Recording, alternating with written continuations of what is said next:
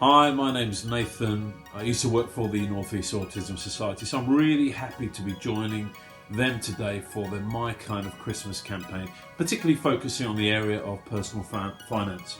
Now, I work in the area of finance in terms of my employment, but I'm also a husband and a dad, so I know what it is to struggle with this area of money. I think we all do in some way. Now, money and budgeting can be an issue for any of us, neurotypical or otherwise, and it's a known issue with more vulnerable autistic adults that additional steps should be taken to make sure there's financial protection in place.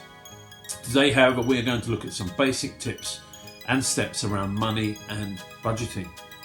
Now listen, I'm not representing any particular business, but I do work with money as my job, but I'm also the husband to a wife who was sick for a long number of years, meaning we had to get good at budgeting, we had to get good at managing our money. So I'm hoping this will help you today. Now listen, there's no shame if you are in debt. Citizens Advice and Christians Against Poverty are great places to get free advice in this area, so do please look them up after watching this video. Here's what we know about money connected to neurodivergence. For some of us, spreadsheets can be really helpful, even enjoyable. Patterns and numbers can be understood and provide a comforting order, but for others of us, looking at spreadsheets can incite fear. The numbers can literally move on the screen in front of us. Budgeting can also be affected by executive functioning. Starting and seeing it through to completion could be an issue. And concentration will definitely be a challenge if this is one of your neurodiverse differences. However, with a bit of practice, it can become part of a routine and what I'd call forming a safe pillar to your life. Now listen, if you do like spreadsheets, we're going to provide a download for you.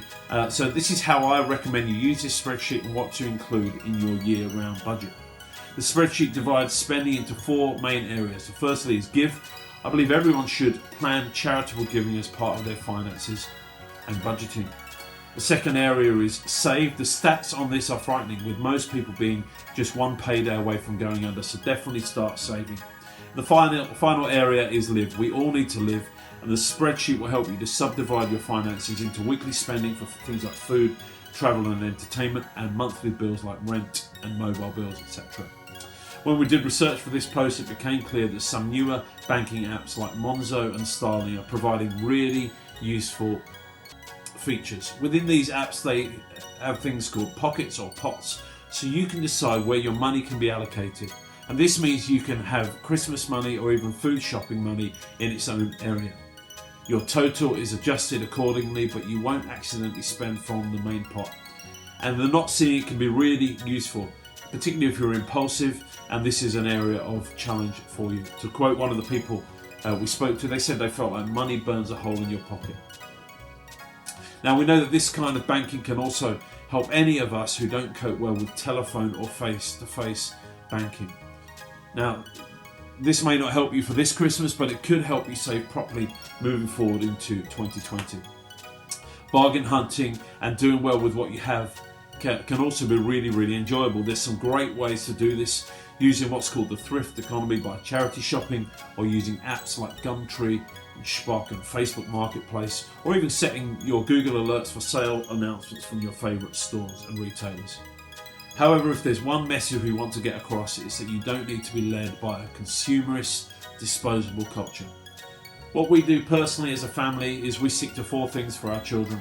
We buy our kids something they want, something they need, something to wear, and something to read. This really helps the kids to manage their expectations, keeps an element of predictability, helps us to cut out the tap if it doesn't fit in their box. They either don't get it or they get a voucher for what they need. And it helps us to budget. And in this year's case, it means we can have the joy of sourcing some of it secondhand. In our case, the books. We're going to buy the books from a local charity shop. Now, none of this is a definitive guide, but we hope it helps you get some ideas for next year and for some of the guilt to be removed, if either not having the resource to compete with others or even the want to do Christmas this way. Thanks for listening in today. If you do want a copy of the budgeting spreadsheet, send us a message on social media and we'll get it over to you.